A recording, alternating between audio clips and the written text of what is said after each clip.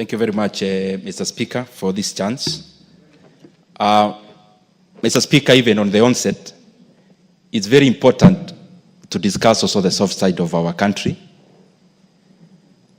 The country we call Kenya, in the definition of it, Honorable Speaker, is just boundaries. And I'm saying so because many times we confuse between several things. One, what is the country, the republic, the nation, the government, and the state. Honorable Speaker, what we call a country is just by the boundaries that define where Kenya lies.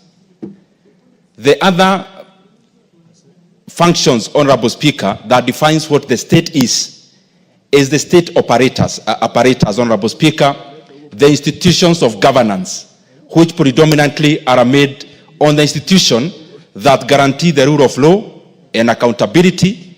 Rule of law, of course, through the judiciary, accountability through democracy in a house like the legislature, and also a functional modern state, which then defines the executive.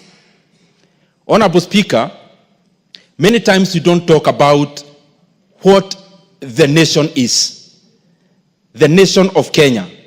And Honorable Speaker, I've talked about the country called Kenya. I've talked about the state, which makes the apparatus of the institution of governance.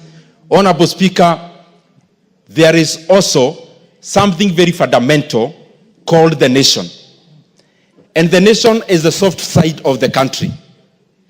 And Honorable Speaker, many times, even economically speaking, many countries actually progress when they have been able to align their culture. And Honorable Speaker, many times we confuse the culture and the language. That is only one side of what we call the nation, or a shared identity, or a shared values. The soft side of the country, Honorable Speaker, encompasses and answers the question of who are we as a country, who are we as a citizenry. Honorable Speaker, one could be language, others could be shared values, others could be even our temperament, others could be our disposition as a people, because, Honorable Speaker, all these soft sides of what defines the people form what is called the culture. Honorable Speaker, in this modern era, it is beholden upon all of us. And that is why culture is always actually not static, Honorable Speaker. It is progressive and dynamic. It behoves all of us to look at the segments of our culture which then brings identities that are static.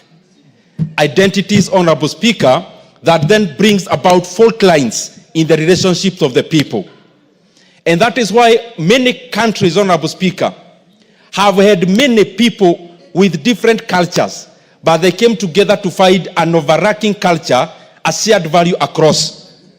That is why a country like Switzerland is actually more fragmented in terms of ethnicities than Kenya.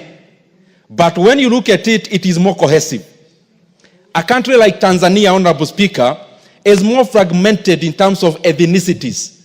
But when you go to Arusha or Dar es Salaam, and you ask anyone which tribe you come from, the first thing they ask you is, are you Kenyan?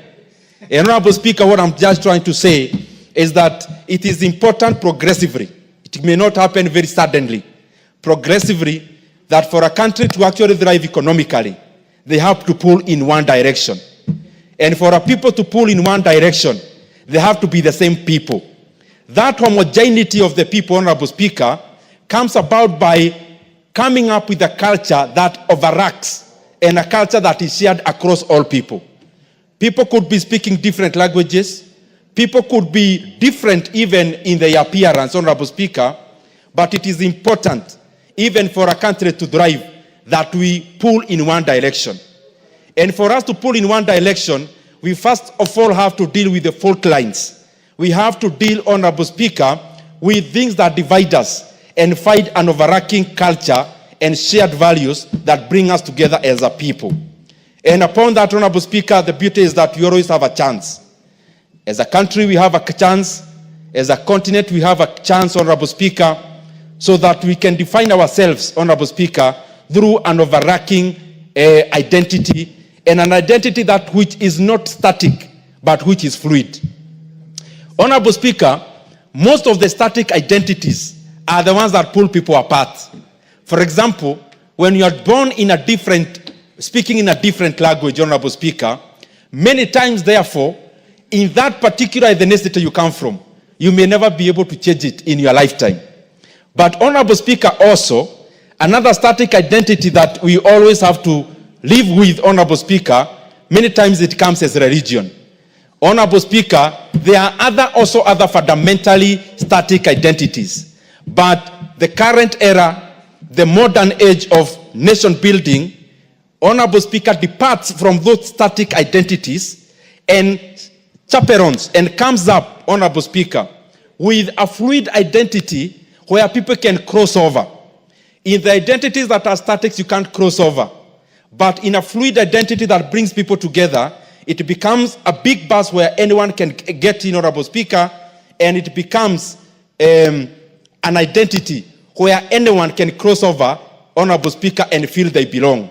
And I believe that is what we must do as the leadership of our country, as the leadership of our continent, because I believe together as a continent, we are one people. We just have to fight that one commonality, because together, and especially as Africa, we are one people, Honorable Speaker. We must act as one people. We must pull in one direction so that our continent can actually have better days ahead. And even the same should percolate to the individual states, to the individual nations, Honorable Speaker, to the individual countries, so that we continue building a cohesive society. I thank you, Honorable Speaker. Very well. Sounds like the Hegelian philosophy or